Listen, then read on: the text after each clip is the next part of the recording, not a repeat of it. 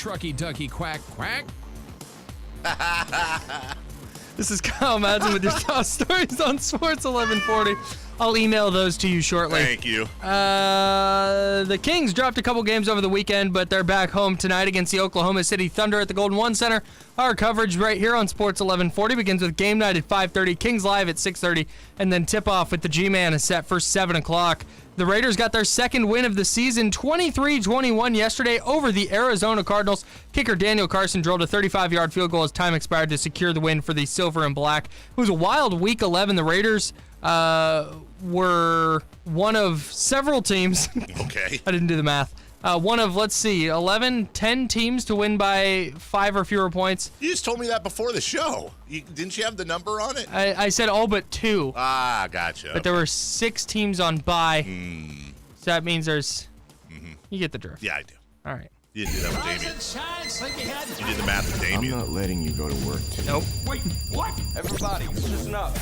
Welcome to The Drive. Morning. You're going to talk. Get on the phone at 339-1140. Pretty awesome, huh? Jump in on our text line at 44. So if you carry the 1, Yeah. Everyone is talking about it. You must know that. The 12 Drive games. starts Yeah. now. so there was 13 games this weekend. Yep. Because there were 6 teams on bye. It's math with Kyle. 6 teams is 3 games. Uh-huh. So 13 games. They played 12 of them. I can just go get something from the snack bar while you do this. Just go grab a chocolate milk. Hey, it's 7:02. It's time to visit MaidaChevy.com and see who's made a great deal of Maida. I got a text from my dad during the break. My mom is in her comfortably, I hope, in her hospital bed recovering from her surgery last week. legend. And he showed her how to watch the program on her either a computer or tablet. Excellent. Maybe we'll see when I start getting those. So hi, Mom, I love you, and I'll see you soon. Now that I'm not carrying massive viruses, it's tough not seeing my mom when I was knocked out over the weekend. But she's recovering well. And hey, thanks to everybody for all the comments on social media and on the text line and all that. A lot of people know my mom has a long history with this with this radio station, so it's good to see the shout outs. I love you, and we'll see you. We're trying to figure out Thanksgiving too. If she's going to be out, or we might be taking some Thanksgiving stuff in there, trying to pile into her room and bring her a big plate of food that she's just going to push around for a while and taste and not really eat. Her appetite's kind of up and down. We'll bring her a pie or something. I don't know. Anyway, There's a pie. there's a pie, Mom. Have fun with it. There's some pie and some ice cream. It's tough to transport, but it's in a thermos. We just pour out the liquid ice cream. How do I transition out of that? The Kings lost on Friday and Sunday. Trucky ducky quack quack. That is really going to be one of my favorite drops we have, and it's going to incorporate. Can you do that one more time? Doug Christie has guys. That is also very true. Jason's Trucky ducky quack quack. I think you could put a beat behind that and do what these super talented kids do, where you remix it and auto-tune it, and that could be the new Baby Shark. And did you Sounds watch? like the start of a Migos song. I was watching. It really does. It really actually Trucky does. ducky quack quack. Ducky! In watching the Rockets Kings game, by the way, speaking of Baby Shark, the Oregon player has incorporated that. After the Rockets made a 3, they're running back down the floor, and I hear do on the Oregon. Oh, that's awesome. Like, oh my God. Have you seen the San Jose Sharks Twitter bio? I have. So awesome. I have. When they found the little infant shark. Yeah. They're like, don't say it. Don't say it. Yeah. So here's the deal. The Oklahoma City Thunder fell to the Kings earlier this season in Oklahoma. And they were with Russell Westbrook. Oh, Westbrook's not playing tonight. He did have an ankle injury. But this is the birth of twins for him, and congratulations to Russ Westbrook on that.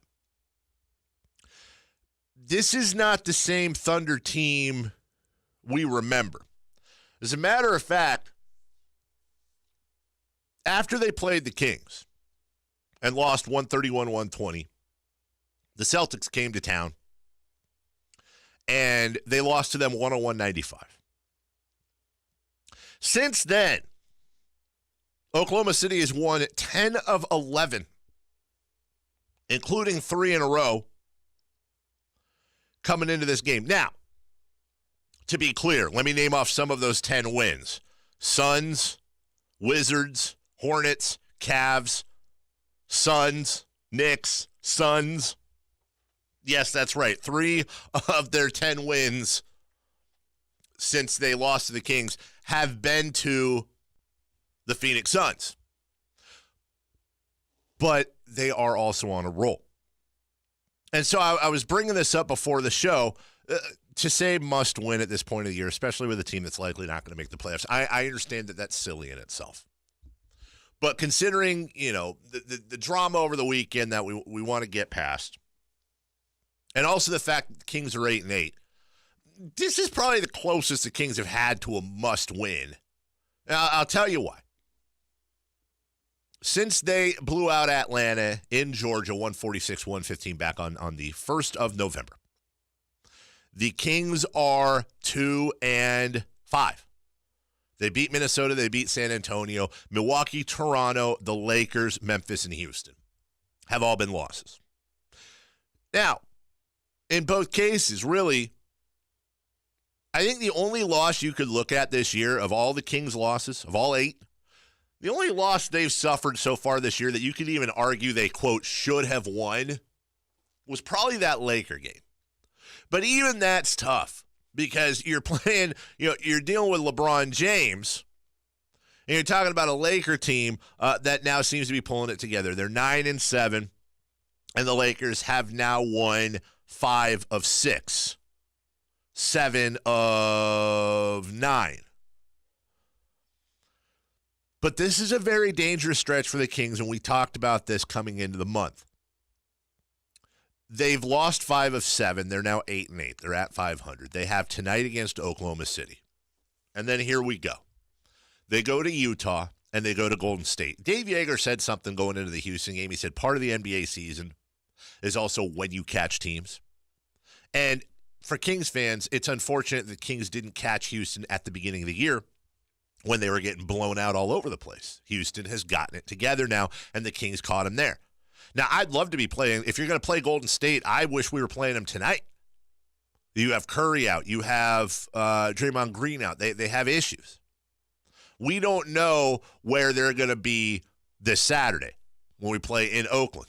But my guess is they'll have recovered. Either way, Golden State will be a decent-sized favorite in that game. So hear me out. After Oklahoma City, you go to Utah, you go to Golden State. Then you come home and play Utah again. Then you play the Clippers at home. The Clippers have been very surprising. That's your TNT game. Then you have Indiana, who's been very good this year, before you go to Phoenix. Now, I'm not trying to get into the whole 3-17 thing, so don't roll your eyes, but I'm saying if I told you that the Kings could lose all those games between now and, let's say, the Phoenix game on the road, I don't believe they will. I truly don't believe they'll lose all those games. But is it that far out of the realm of possibility? I don't think it is.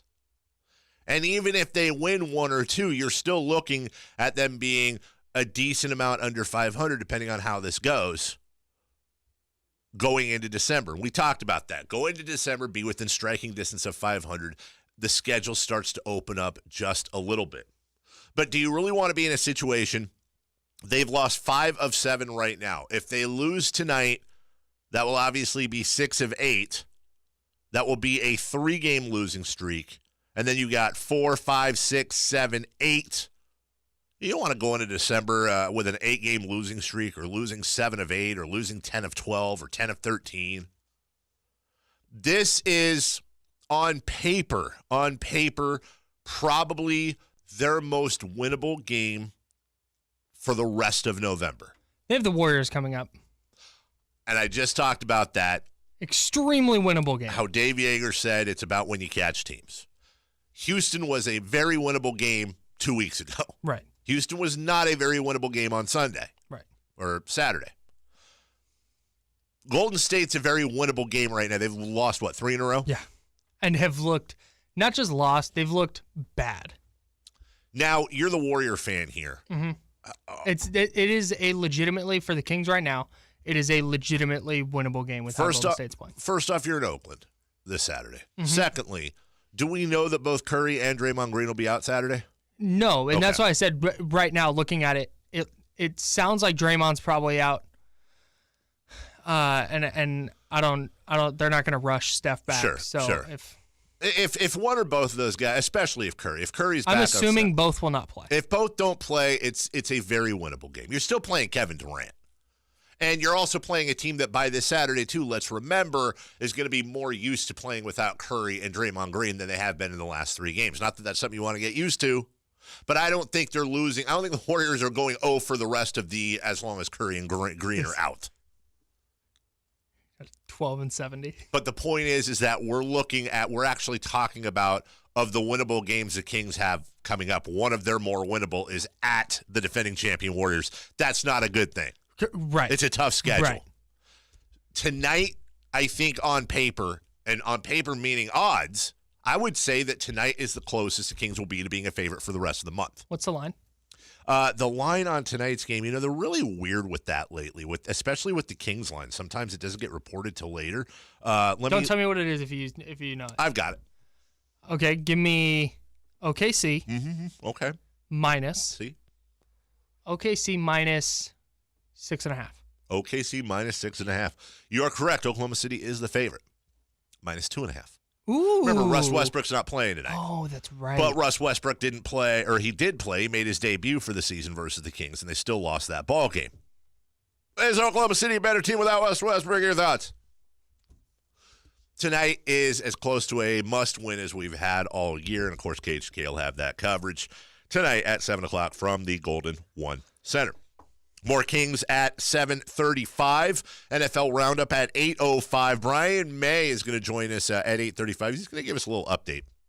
Our old friend Brian May from ABC 10, who now works for the state and is on the ground up there in Chico and in the Paradise area. He's going to give us an update on what's going on up at the fire, since so many of you were so involved. Kyle Madson. And we've got Kings tickets to give away. We're going to have a little bit of Kings trivia coming up. When are we going to squeeze that in? I don't know that we can do that today because we have to have the sound cut up. We don't have the we've got to get. So we're just doing a regular giveaway. Yeah, I think we're just giving a regular giveaway today. But you said we have tickets the rest of the week, so we're gonna do the whole. How well do you know your Sacramento Kings? We asked them questions. You're sitting there in your car right now. You're like, I got this in the bag. Can't wait for Kings trivia. I know everything about the Kings. Mm-hmm. That's what you think. Yeah, that is exactly what you think. By the way, it'll be multiple choice for people. It'll be multiple choice. So we've got Kings tickets to give away, as well as Kyle mentioned, and more Kings coming up at 7:35. 4 Down Territory is next right here on Sports 1140 KHTK.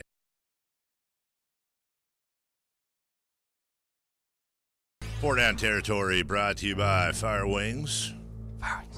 21 different flavors to choose from. Firewings.com. What was that? 21 different flavors? 21. Okay. Fire Wings, just wing it. Kyle Madson at the Kyle Madson Sports Desk. First down. Doug Christie has guys. He does. Are we ready to put the Saints into a separate category from the Chiefs and Rams? It's amazing good faith that we watched the Saints lose at home to the Buccaneers by 8, 48-40. And that game wasn't that close. They were getting blown out most of that game. And that's a game that many of us, I've mentioned this, used the Saints as their knockout team.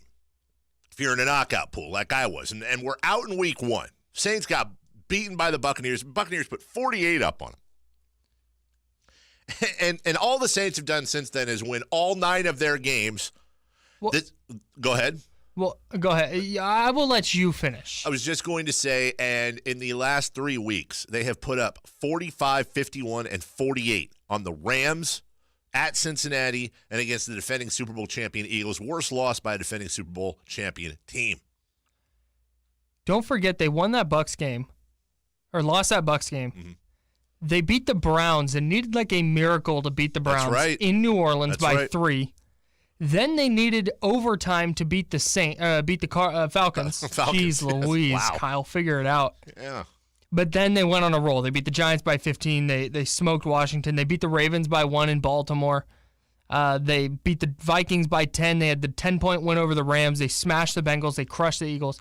This is a team that's getting rolling, and I am putting them in a separate category from the Chiefs and Rams, because when I look at the Chiefs and Rams, I go, yeah, but can they get a stop? I know the Saints can get a stop. We've seen them get a stop. 144-56. They've outscored opponents in the last 3 weeks. Yeah. That's Alabama numbers. And that's 56 with 35 of those coming in one game. And that's against the Rams, who are in that. I feel like the short answer is this. Too late. Long answer is this. You have the Saints, number 1. Yeah. You have the Chiefs and the Rams in that second tier, I think, by themselves. And that will get figured out tonight. And then you have the rest of the NFL. But there's the playoffs. It's a whole different ballgame. And we've seen this story before. We've seen this story before where you have a crazy hot team in the middle of the year, and then some Patriots or Steelers or some blue blood team is going to come in. But that's where the tier directly below Rams and Chiefs is Patriots Steelers. Let me ask you this, right? And we'll save this for 4 Down territory tomorrow. The Panthers were in that tier, but screw the Panthers. Yeah, you're mad at the Panthers. I'm angry at the Panthers. Trash. We'll make this a 4 Down territory tomorrow, but you have a choice: Saints, Chiefs, Rams, or Field for your Super Bowl champion this year. Second down. I'm going to be thinking about that all day. Second down. How about the Bears playing Sunday night before also playing the early game on Thanksgiving? How about it? That's kind of a dumb question, Kyle. I don't know. What do you want me to say? 84 and a half hours between games. It's so stupid. Brutal. It's really so stupid. And they got flexed into the NFL did it on purpose. You knowingly, and that's such a great point, flex the Bears into the Sunday night game, knowing they are playing the earliest game of all Thursday. This isn't even Thursday night. This is Thursday morning football. It is 84 and a half hours. Here's the deal. Between games. At some point, you don't blame the guy that your wife is cheating on with you. Him. You blame the wife or husband. You see what I'm saying? I don't even blame Roger Goodell in the NFL anymore because I know what they are all about. I know who they are. What this tells me, once again, is that the NFL Players Union is a sham. It's a fraud. It's run by morons. It's pretty much always been run by idiots. And they have absolutely no real power whatsoever.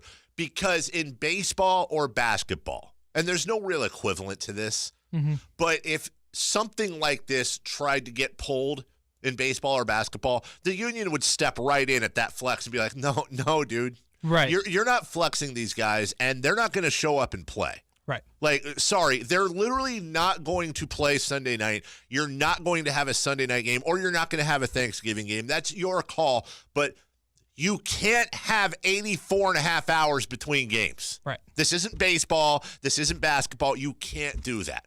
Correct. Just goes to show the weakness of the union. Third down. Third down. What team died this weekend that wasn't already dead? Oh, gee.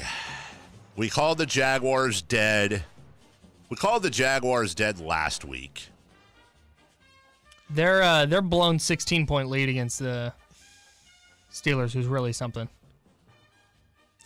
I have one. Okay, I want to say there's. I have two actually. There's two. Okay, I'm really tempted to say the Eagles are dead, but they're not. They're 4-6. Their division's bad. Their division's and Alex bad. Smith's leg just exactly. And I don't trust the Cowboys. Although 48-7 is bad. I know, and I don't want to do this to you because I don't want to run through these teams, but I'm also really tempted. I'm really tempted to say the Packers are dead. The Packers are dead. Are they? Yeah. Are they? I think they are. They could finish 10-5-1. They have Aaron Rodgers. Totally. I can't dismiss the Packers because they have Aaron Rodgers. You're probably right. You're probably super duper right. They also have Mike McCarthy. Okay, I'm going to say the team I'm going to say that, you probably already thought was dead a long time ago, but I was starting to look at the Tennessee Titans. Yes, Okay. the Titans are the team that I looked at. Okay. They had a chance to make a statement against a team that was against a quarterback who was 9-0 against them, a team that I think has won 15 of the last 18 matchups. I think I saw, and they played their worst game of the year. They crapped the bed, and they had a chance to show that they were a team to be reckoned with, and they got obliterated in a game it wasn't even as close as the 38-10 score. Amazing what Andrew Luck can do when he has protection on the offensive line. Now let's leave with this. We got to go here. They go into the Houston Texans next week, the second hottest team in football. But then they've got the Jets, the Jags at home, at the Giants, home against the Redskins without Alex Smith, and then they finish at home against the Colts. Can't we possibly see maybe is 10-6 completely off the board for the Titans? Yeah, I don't trust them. You just don't trust them? I don't trust them to string together 3 good games in a row. Well, and the one thing I did see yesterday in that game that I didn't like, when Mariota went down, and we thought it was something with his leg, I think, but I saw him flexing that it's his throwing hand again, yeah. that he's had problems with the feeling in it. And then Blaine Gabbert came in and promptly threw an interception right into a linebacker's chest. Blaine Gabbert? Yeah, bro. All right, 7:30 coming up next. That's the big Kings. No, we got 4th down. Oh, did we already do third? We have 4th down? We have 4th down. Still a little out of it. 4th down. Chiefs, Rams tonight. Who you got? I've got the over. 63.5? 63.5. Oh, God, is that really? Yeah. Which is a ton of points. Sure. Ooh. But I'm taking the over. I'm taking the over, too. I'm going to take the Rams because it's at home. Yeah. I think. But, man, please live up to the potential. Yes. That's all I need. It's such a great game. That's all I need. It's such a great game. By the way, how about all the fantasy football implications going into tonight, too? Yeah, there's a lot of them. I'm up, I think, 40 points going against Pat Mahomes and Tyreek Hill. Are you done? Yeah. I think so. I might have Josh Reynolds. Is this a PPR league? Yeah. Oh, you're probably. I know. I'm probably screwed. What does the estimation say? Does it have you losing probably? Yeah, I'm up 43.5 points. Oh no, I have Josh Reynolds still to play. Okay. So I have Josh Reynolds. Yeah. I took a big swing there, but I need to. I'm 4-6 in this league. I need to take a big swing. Yeah. I'm up 43.5. They have Pat Mahomes, Tyreek Hill. I have Josh Reynolds. I mean, it's really simple. If Tyreek Hill, if it's a Kareem Hunt type of night and a Travis Kelce type of night, you're good. Which would be great because I need Kareem Hunt to go off in our league. Yeah. That's hey, fantasy football talk. Right. Hey, everybody cares. And just about us. All Doug right. Christie has guys. Now it's the big segment. Coming up on your Sacramento Kings. We'll talk about this report over the weekend with Dave Joerger. We'll break all that down. We'll talk about the weekend losses and then go into tonight's game. Also a report, if we have time, Kyle, on NBA tweeting, late night NBA tweeting affecting field goal percentage. Trucky, ducky, quack, quack. We're right back. Sports 1140 KHTK.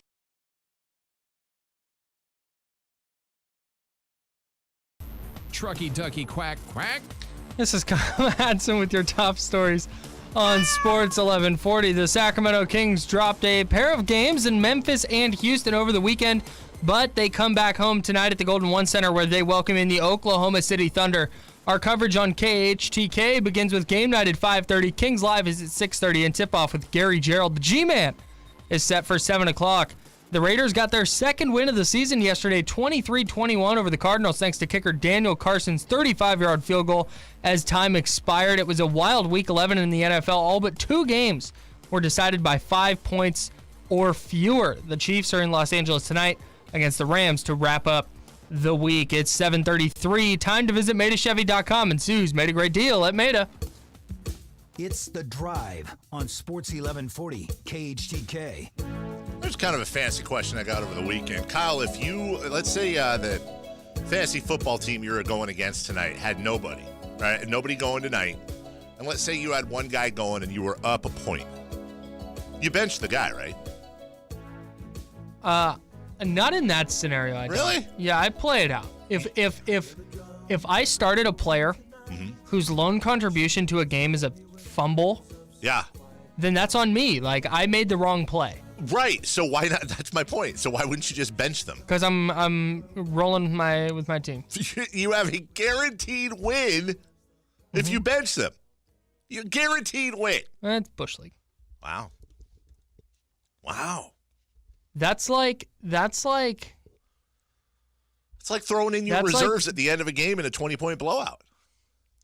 No. Well, I mean, It's like bunting for a hit in a perfect game when you're down 12-0 in the ninth. hey, man, throw them out. Hey, bro, you want the no-hitter? Throw everybody out. Come on, man. I mean, come on. That's my millennial voice. That's Butch League. I love how you get old man in fantasy football. And you know what, dude? If you win your fantasy football game, act like you've been there before. Hey, how about just play the players? How about just play your guys? Can we start doing fantasy football celebrations now? Yes. And then everyone can get mad? Yes. Just do organized fantasy football. What was the one yesterday? Who was it? Was it? As the Bears did it. Was it the Tariq rowing? Cohen? The rowing? It was like. It was not Tariq Cohen because Tariq Cohen did not score a touchdown. Oh, of course you know that. Yeah, it was like row. Yeah, it got weird. Got very quick rowings. It wasn't like a rowing. It was like an aggressive cow milking. Very aggressive. Yes, like cow milking in a boat. Yeah, I think. Whatever that means. All right, this happened on cow milking in a boat is the name of today's show. This happened on Friday. Chased down by Iman Shumpert, bangs into Conley, gets it into the front court quickly, almost in the same motion. Now he finds a seam, drives, kicks across court. Troy Williams tees up the three, barely ripples the netting. Troy Williams knocking down the three from the right wing, and we're going to make that your Petkus Brothers moment of the game. Yes, you are. Petkus Brothers moment of the game. Get the spectacular backyard you've always wanted with a beautiful Petkus Brothers patio or sunroom. Best price, best value, guaranteed every day. What's that you say? I say Petkus Brothers. And that wasn't the only Petkus Brothers moment of the game over the weekend because we doubled up. Yeah. Right, it's not Petkus Brothers. Yeah. Brother. It's not Petkus Brother. It's Petkus Brothers. Right. It is the Brothers Petkus. It's multiple pet kisses. Petkai? Here it was against Houston.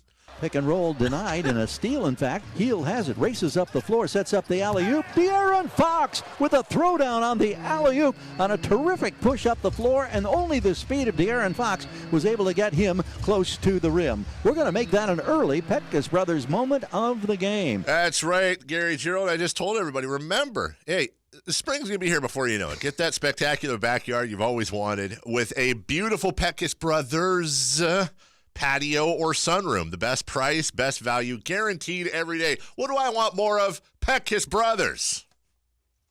You know what I want more of? What's that? Kings tickets.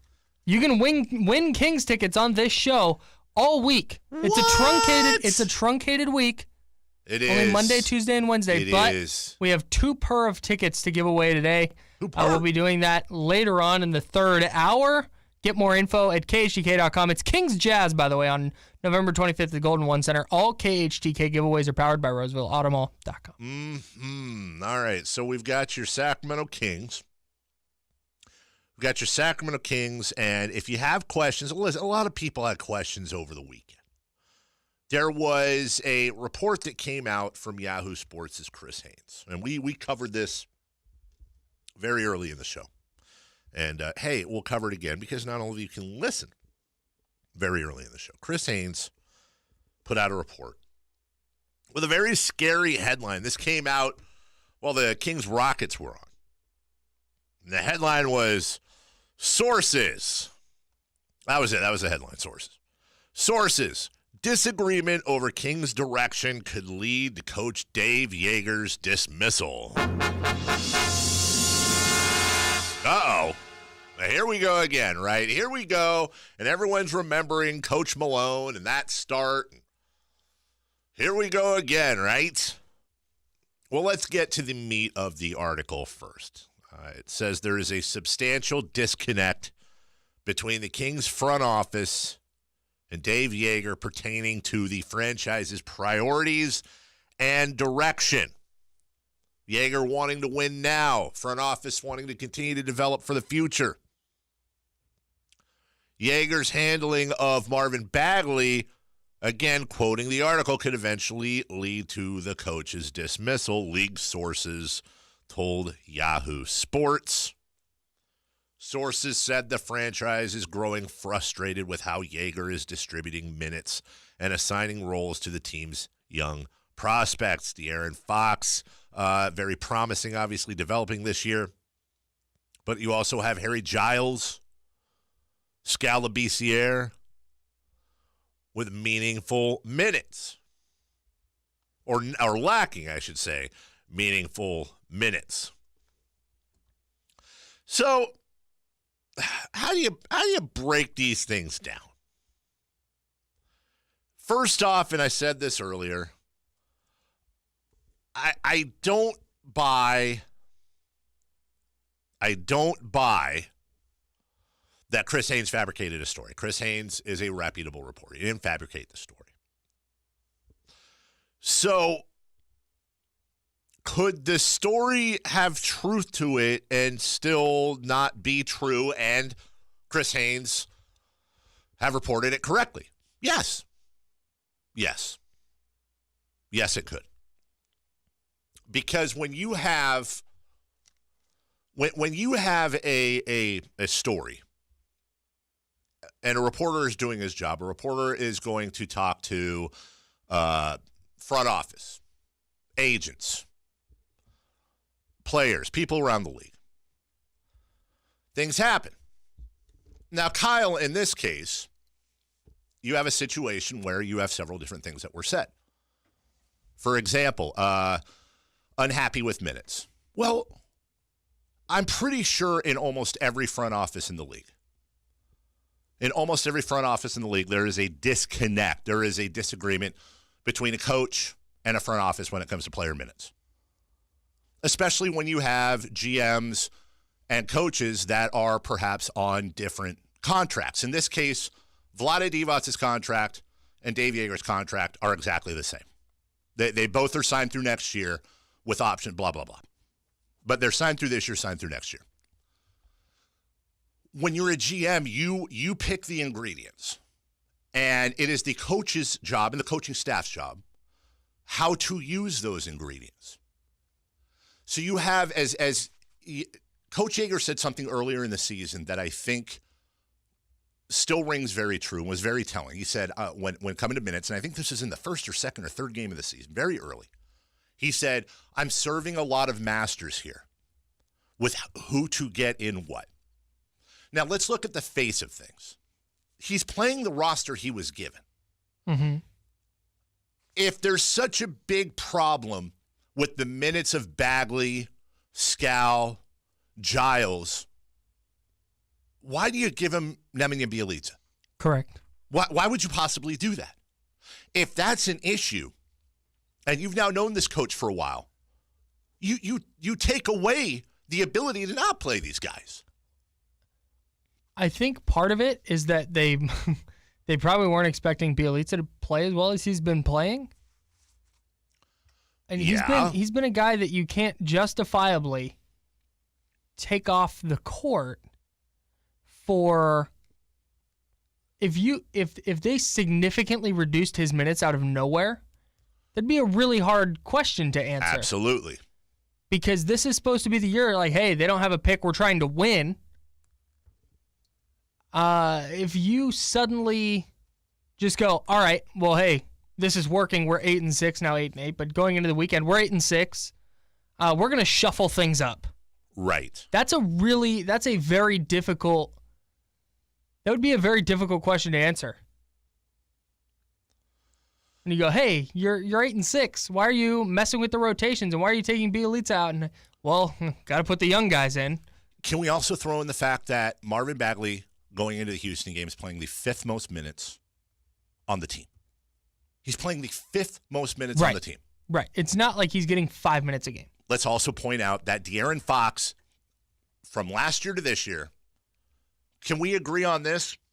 There is no player in last year's draft that has shown more development year to year than De'Aaron Fox. Not Donovan Mitchell, not Kyle Kuzma, obviously not Markelle Fultz, not Jason Tatum. Nobody has made a bigger leap this year than De'Aaron Fox. Okay. Now, could you make an argument that Marvin Bagley could play more minutes? I don't know. Fine. Sure. Whatever. But Dave Joerger's also been the guy, too, that remember what happened when this team remember what happened when this team gave the keys to Tyreek Evans right away? I like when coaches allow players to earn those minutes, to allow themselves to get comfortable in an NBA system and earn the minutes. They're not given to you. You earn them in practice. You earn them on the floor. By the way, Harry Giles, who you and I are unabashed fans of, Yes, was completely lost in the early going and still might be. He went down to the G League, had a tremendous game, came back, looked better than he looked all year. But you can't, and we talked about this before the season started. When I said this team was going to be 3-17, or that's what I thought, one thing I did say when Joerger and his staff were called into question was, you cannot question the development credentials of that staff and what Dave Joerger has done his entire career. Remember, you're talking about a guy that was a career G Leaguer, CBA guy, did nothing but win championships there, developing and working young players. That's what he's always done. He gets to the NBA. Well, he's got a roster in Memphis. That's grit and grind. That's Zach Randolph. That's Mike Conley. That's a different roster. Well, Joerger and those guys, they can't play fast. They can't push pace. They're playing fast and they're pushing pace. Remember, Coach Michael Malone had no idea how to play defense. Well, how's Denver's defense? It's pretty damn good because he has the roster built for that. Now back to Chris Haynes. Again, I see a lot of people on here saying, oh, Chris Haynes, clickbait, he's making stuff. No, I want to get away from that. I don't think he's doing that at all. I think the headline was a little dramatic. But here's again what could be very possible, what I think is happening. There are so many people, when you use the term sources within an organization, that qualify. There's other people in the front office. Please understand, the front office does not consist of a guy. The front office consists of Vlade Divac, Ken Catanella, Brandon Williams, Luke Bourne could be in that front office. Analytics guys. You have, I don't know the number, but let's just say 10 to 12 guys, scouts, more probably closer to 20 people that make up what you could use as a journalist, quote unquote, front office source. Well, maybe one guy in the front office doesn't agree with the other guy in the front office. It's perfectly healthy. You're in the draft room. It's probably better that way. Yes, I totally agree. You don't want sycophants. You want people that disagree. You have family members of players. You have agents of players. I'm not going to name any of the players. I'm not going to name their agents because I don't know, and that's irresponsible. But let's say player A isn't getting time. Well, player A's agent, his income derives from player A making money and making more money. So if an agent is unhappy with a player's playing time, well, gee golly, you think he's going to talk to a reporter? Yes, of course he is. And you're going to see different quotes. Now, we mentioned earlier, Kyle, the way you can kind of suss out if you want to play amateur detective on this. There are quotes in here from sources such as, there has been frustration from Kings players over inconsistent roles, and they have grown exasperated by the lack of communication from Joerger about their future in limited minutes. Welcome to the NBA, where if a player is not in a rotation, players are going to snipe and they're going to say, I should be playing more, and they should feel that way. The professional athletes, that's how they should feel. Especially for the Kings, who have so many players that play the same one or two positions. Yeah. There's such a backlog of bigs. It's the way it's built. Yes. The other thing that I saw in this article, and I'm looking for the quote, is, here we go. The restructured Kings front office and their recent strategic approach have been lauded by rival executives, a healthy respect that hasn't been present for some time. Okay, so when you're sourcing an article, generally you can look in that article and see where the article is more complimentary, and that will generally tell you or give you a hint as to where some of that sourcing is coming from. I'm going to give you a leak about my player, and in exchange, I'm an agent. I'm going to give you a leak about my player. And in exchange for writing an article that chases my leak, I'd like for you in somewhere in the article, let's go ahead with sources say if player A is traded or released, the competition around the league will be heavy because player A has played so amazingly well this year in practice. Well, Here's what I would say. I think Chris Haynes' article, that there is truth to it. I'm sure there's some front office disconnect. I'm sure the front office at times wants this guy played more and that guy played more. And I'm saying that not to start drama, but to end drama. Because that's healthy. Again, if my wife and I get in, if the media covered my marriage and my wife and I get in an argument over what's for dinner tonight, there's a difference between sources say Carmichael Dave wants hamburgers and Melissa wants pizza. And they're going to work it out, but tensions were high. And sources say there's a disagreement over what's for dinner, divorce imminent, or could lead to divorce. Well, I don't know. Technically, that's true. Maybe my wife and I argue over a pizza and meatloaf, and that leads to a fight about some other stuff that's been going on, and maybe next year we get a divorce. How did it lead to that? Well, we started arguing over pizza and meatloaf. That's how these things work.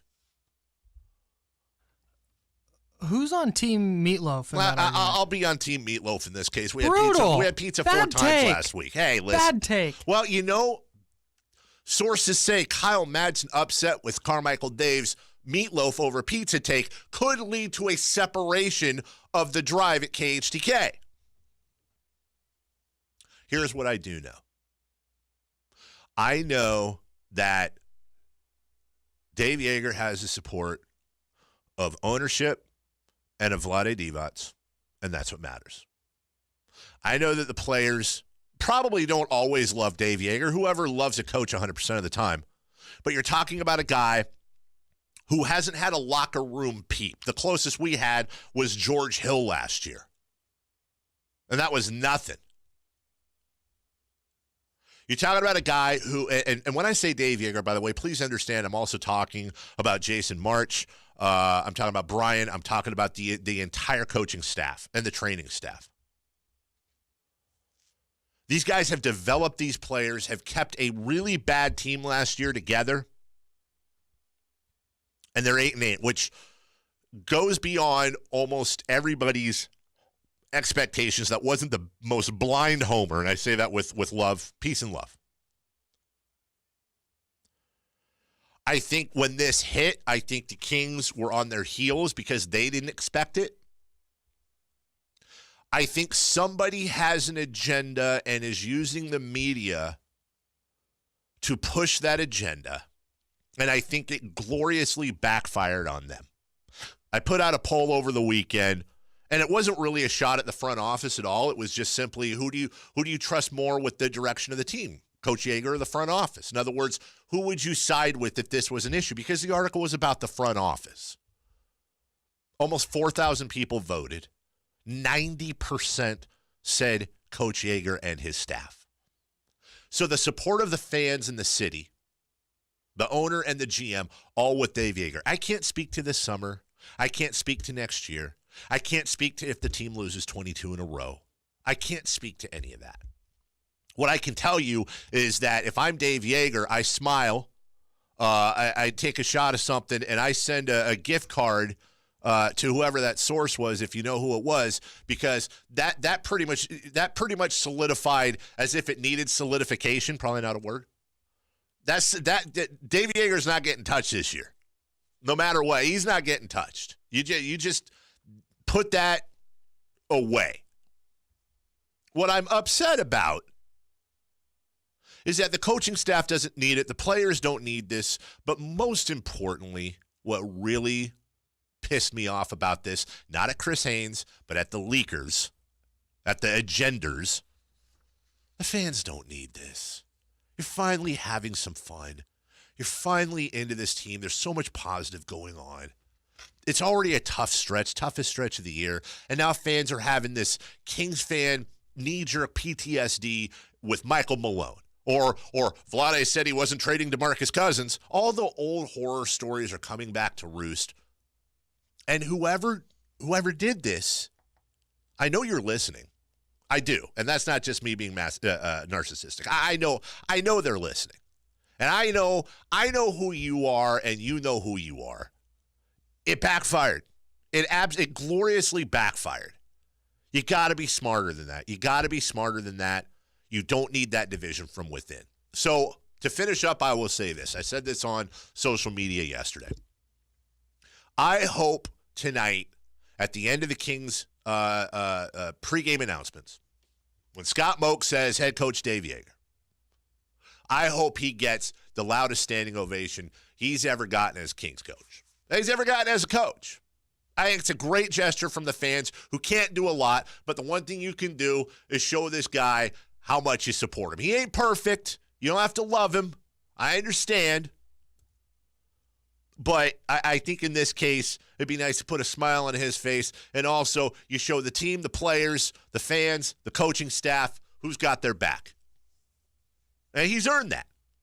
In my opinion, he and his staff have earned it, and it's the best coaching staff we've had in Sacramento since Rick Adelman.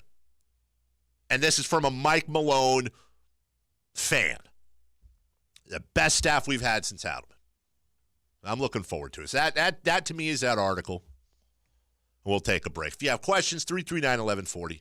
1-800-920-1140. You can text in on the Jiffy Lube text line at 44-1140. When we come back, we'll do some NFL. It's The Drive, Sports 1140 KHTK.